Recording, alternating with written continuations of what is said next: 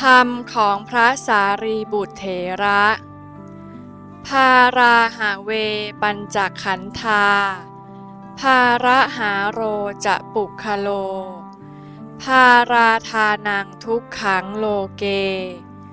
ภาระนิเขปนังสุขังภาราหาเวปัญจขันธา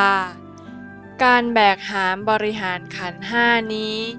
เป็นของหนักหน่วงยิ่งกว่าแบกภูเขาใหญ่ภาระหาโรจะปุคโล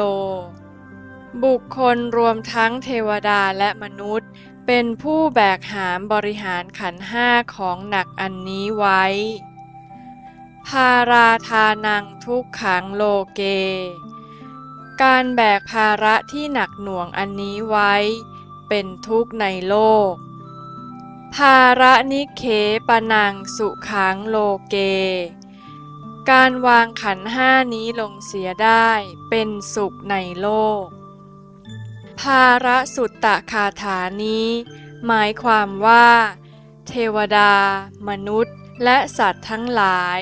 ที่แบกหามขันธ์ห้าแล้วท่องเที่ยวไปคือเกิดแก่เจ็บตายแล้วก็กลับเกิดอีกหมุนเวียนเป็นวัฏจักรอยู่ในกามาวจรภูมิ11บ้างท่องเที่ยวเกิดตายอยู่ในรูปาวจรภูมิ11บ้างท่องเที่ยวเกิดตายอยู่ในอรูปาวจรภูมิ4บ้างรวมเป็นภพภูมิแห่งการเกิดตายทั้ง26ภพภูมิการเกิดตายอยู่อย่างนี้